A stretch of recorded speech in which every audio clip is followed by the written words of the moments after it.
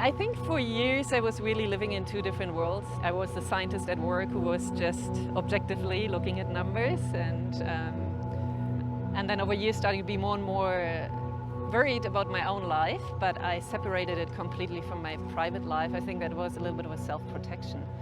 That doesn't really work that well anymore. In the past few years I carry this knowledge with me wherever I am. Oh, that looks beautiful, Caitlin. But otherwise, that looks amazing. Look at this. My name is Katrin Meissner. I'm the director of the Climate Change Research Center at the University of New South Wales. I've been working in this field for the last 20 years, and I've been mapping lots of concerning trends in that time. Many people do not really understand how big a threat climate change is to humanity. The changes that we see right now are much faster than anything we have seen in the climate history. And that concerns me because it means that ecosystems might not be able to adapt. It's going to be dramatic. It's going to be very dramatic.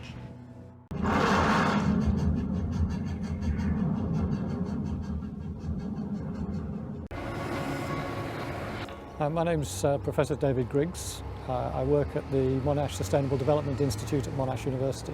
My background is as a climate scientist and atmospheric physicist. In the past I've been head of the Intergovernmental Panel on Climate Change, Science Working Group Secretariat.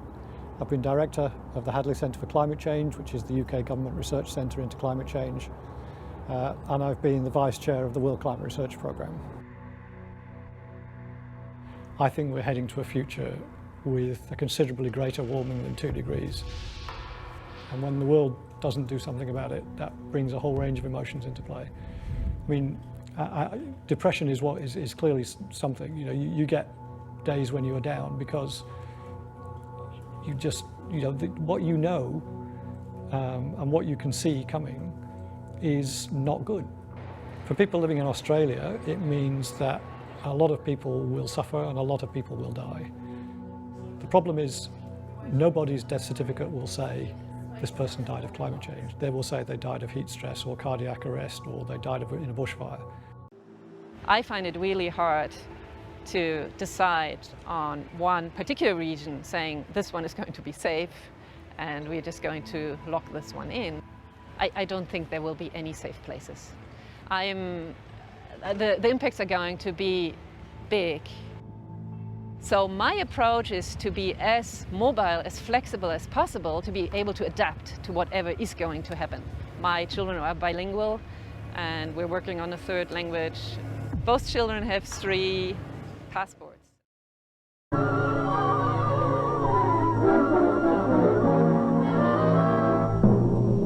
They reach the final precipice.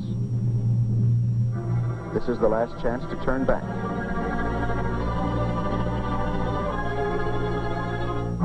Yet over they go, casting themselves bodily out into space.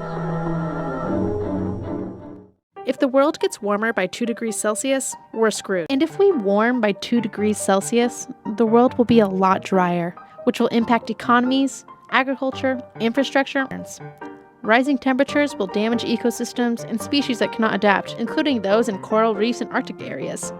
Low-lying coastal regions and small islands worldwide are at risk of disappearing as sea levels rise due to the Greenland ice sheet and Arctic ice melting at continuously faster rates. They're always doing that shit. You know, if everybody went vegan, the air would be, if everybody drove an electric car, if everybody just had some snowshoes on, right? They just won't come out and say it. Nobody has the balls to come out and say it and just say, look, 85% of you have to go. That's it.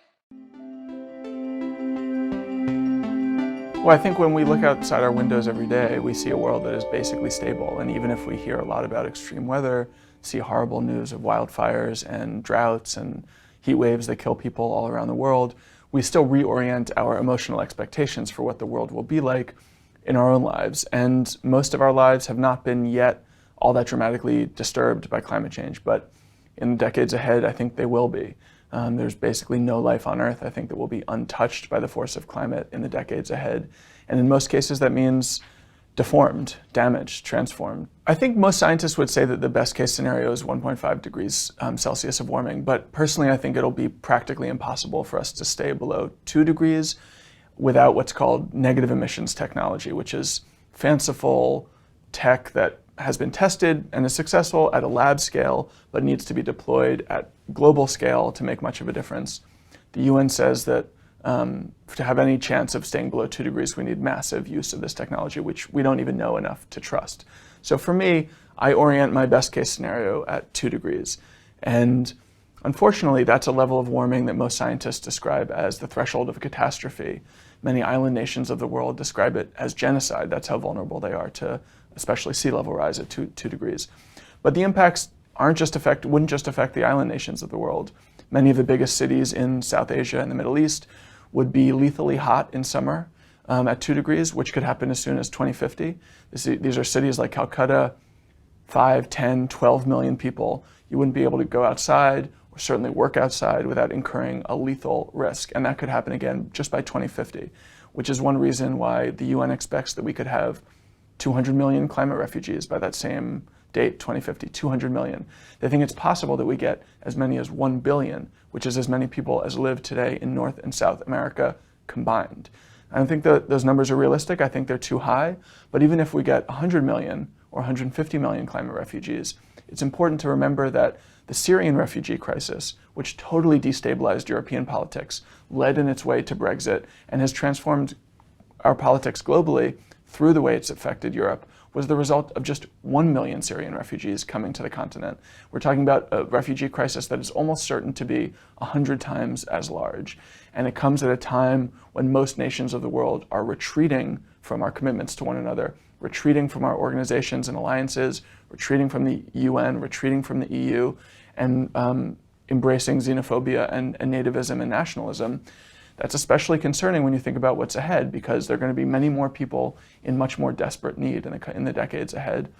And if we don't welcome them, we'll be committing real moral crimes that, from the vantage of today, seem unconscionable, but which may become more normal as we move forward into this new transformed world. It's going to need better sound and picture. Excellent. I'm going to go ahead and need that.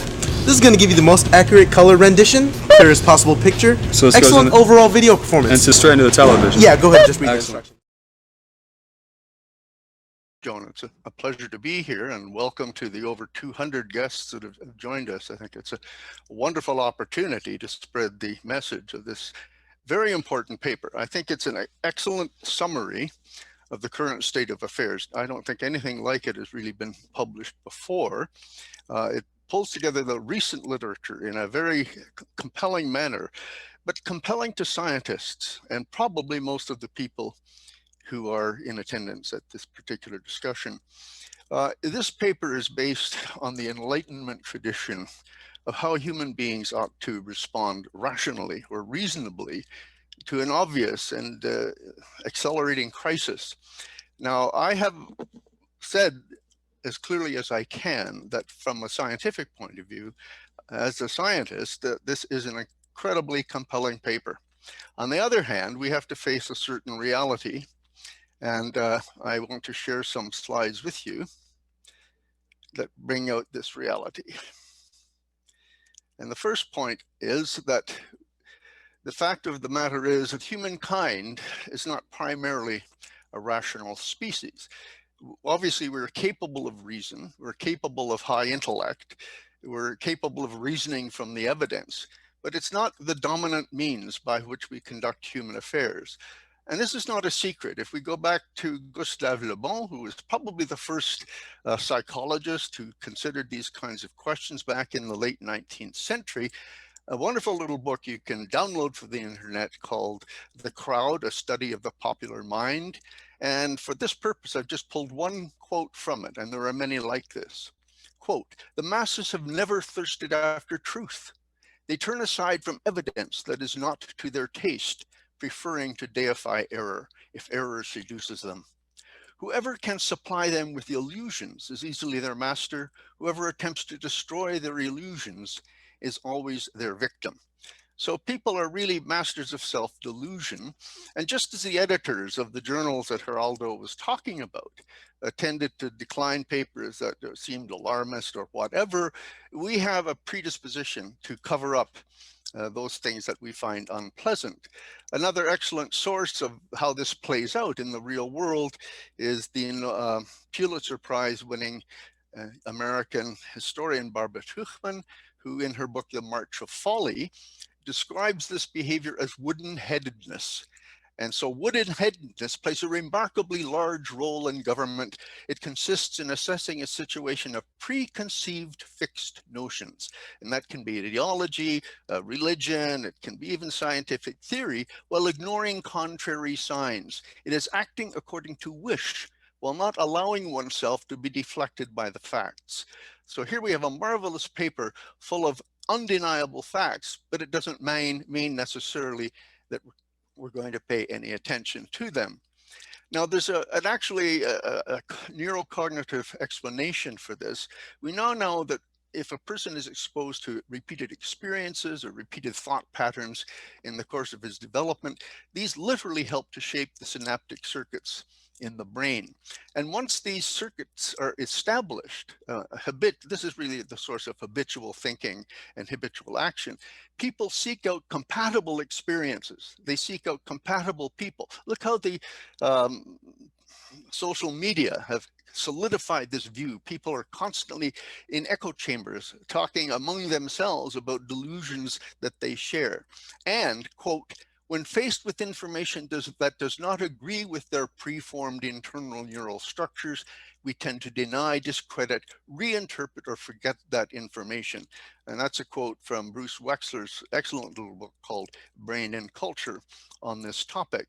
So we have a problem of denial, and it's partially due to our cognitive experience. Here's a wonderful editorial cartoon that captures this perfectly. The problem with your reasoned solutions, Paul and Geraldo, is that they don't fit my preconceived notions of the problem. So there's a bigger problem and that is in the past probably 50 years, since the Thatcher, Reagan, and in Canada, Brian Mulroney era, the population has literally been socially engineered to ignore reality. So there's been an ongoing program of promotion of the ideas associated with neoliberal economics, extreme individualism, and so on and so forth, precisely toward developing these synaptic circuits that help us to deny reality, so that we seek out the reassuring lie rather than the inconvenient truth as posed in this paper. So today we find that politics is increasingly influenced by neoliberal ideology, religious fundamentalism, climate change denial, anti-intellectualism, and other forms of magical thinking. Everything that flies in the face of the evidence presented in this excellent paper.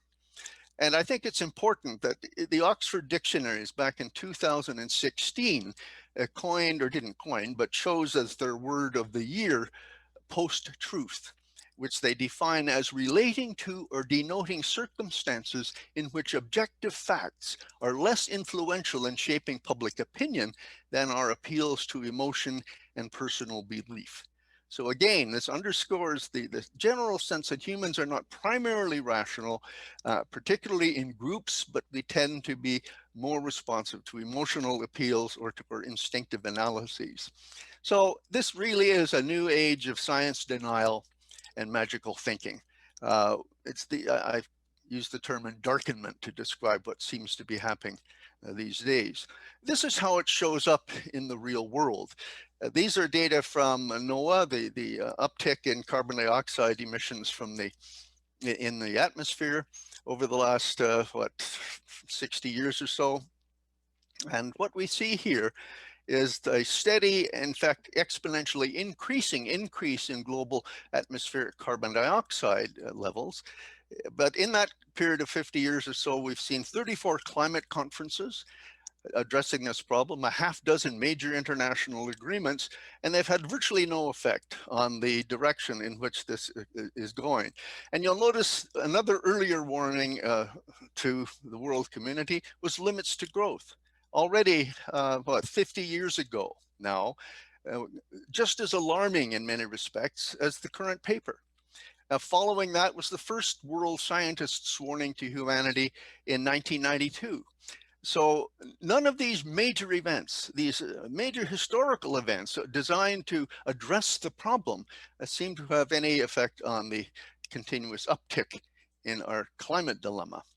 And just to go back to that limits to growth, this 50-year-old document, in the last decade or so, there's been at least 3 other studies of what has actually happened in the world after the rejection of the limits to growth model. So the base case or standard run is the green line. The purple dots are the data from real world analyses of trends that have occurred since the rejection of limits to growth as a reasonable description of reality. And in fact, you can see that reality is following fairly closely the standard run of that limits to growth analysis, which puts us on course for a mid-century collapse of the global economy, resources, population, the human enterprise, as it were. I'm not predicting this, but I am stating that the science suggests the direction in which we are going. So that ends the slide projection. I think there's a couple of other points. If I haven't run out of time, nobody's warned me yet. Bill, you're at about 7 minutes. Okay, then. In that case, I'll reserve my other comments for our general discussion. Thank you very much. Thank you. Well, thank you, Bill. I feel like I should just go and sit and absorb that for a few minutes, and look forward to exploring it further in the discussion time. So I'd now like to turn the screen over to Nate Hagens. And Nate, this is quite a picture here, and I hand it over to you. Thanks, Joni. I've never done a 5-minute talk in my life, so I'll dispense with the jokes and get right into it. It's also not a funny topic. So I loved the paper. I think it's an important piece of the puzzle. I'm going to try to give a macro framework of where that fits into our socioeconomic situation. I'm going to give 3 core themes in 5 minutes. The human metabolism, a systemic risk summary, and a choreography with a few suggestions for response. So first of all, energy is the currency of life. The origins of capitalism might be found in nature because there's an energy and investment and an energy return for all biological organisms. There's a scaling law that relates the metabolism of biological organisms and structures to their mass. And it ends up being their mass to the 3/4 power. And this actually also applies to human systems. The global human enterprise uses energy at around 3/4 to the power of our size. So a few hundred years ago, we happened upon fossil sunlight that was stored underground, and we all have been alive during the upper part of this curve, which I refer to as the carbon pulse. Right now, humanity is generating constant metabolism of 17 terawatts, which is equal to 170 billion 100-watt light bulbs turned on all the time. This is because we're accessing fossil carbon and hydrocarbons 10 million times faster than they were sequestered. 1 barrel of oil does 4.5 years of my or anyone on this call's physical work. And the global economy uses 100 billion barrel of oil equivalents of fossil fuels every year, which works out to a labor equivalent of 500 billion human workers relative to the 4 or 5 billion actual human workers. So this explains some of the data in Gerardo's paper, where a few hundred years ago, relative to today, we've increased the biomass of megafauna on the planet by 7-fold due to this bolus of ancient productivity. Most of this is our livestock, where humans and our livestock now outweigh wild mammals 50-1 approximately. So in effect, especially oil, but all global fuels are acting as the hemoglobin of a globally interconnected economic system. And no one's in charge of this system. Global human culture, when we cooperate at family levels, at corporations, at nation states towards getting our basic needs, we end up tethering to energy, and we're becoming globally an energy dissipating structure, something I liken to an amoeba, a mindless amoeba. So this is kind of a scary proposition, but I think this gets to some of the conclusions in the Ghastly paper. And I've spent a lot of time in the last year dealing with high-level US politicians, and I now really believe this to be true. Given this framing, there is no one driving the bus, not politicians, not billionaires. We are enthralled to this economic system pursuing growth, and it can't be stopped until it stops of its own accord.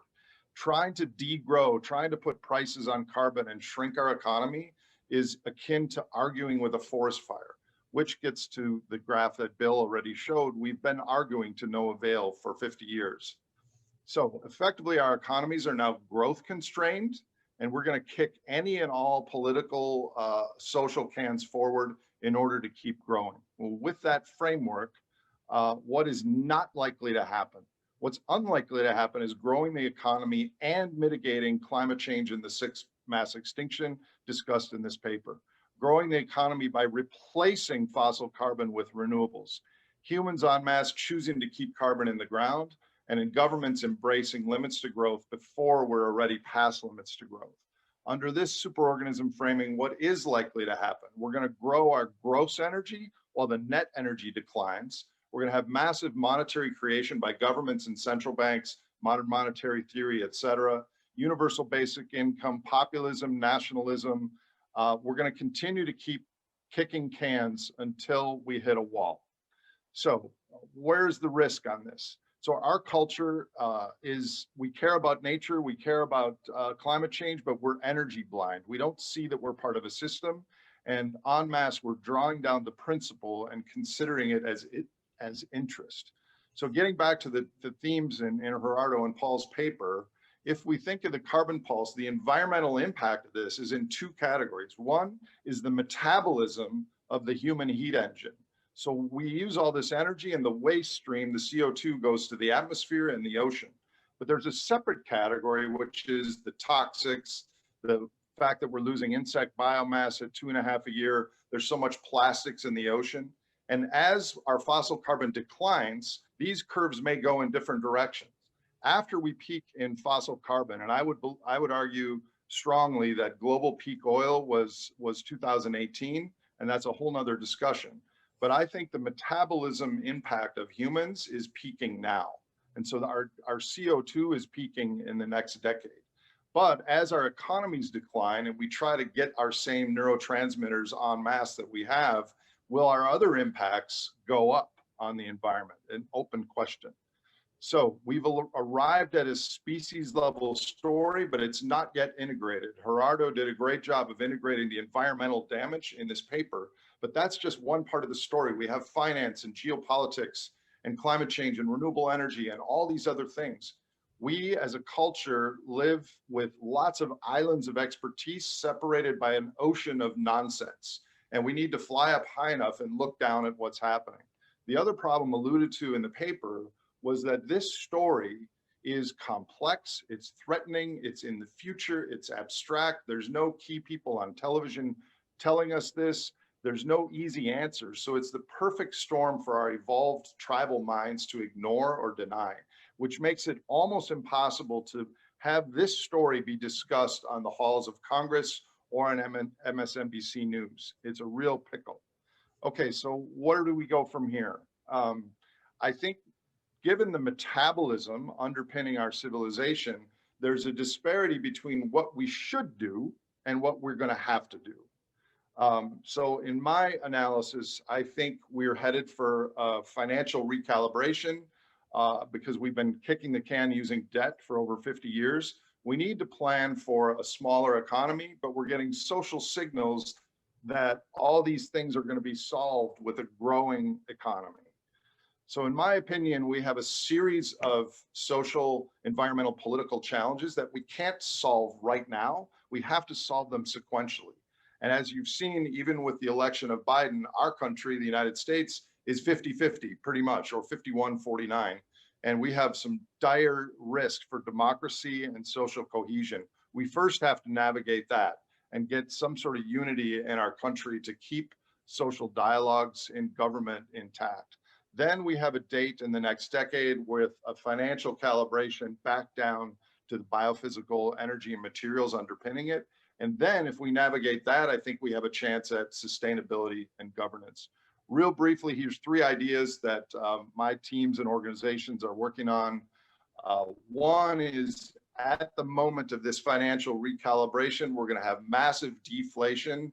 At that moment, we could tax not only carbon, but all non-renewable resources and remove a tax on human labor. It would do more for climate change and all other most other environmental impacts than any activism of the last 50 years. But it could never be enacted right now because it would be too unpopular. It would imply a shrinking economy, but we can build blueprints and constituency ahead of time.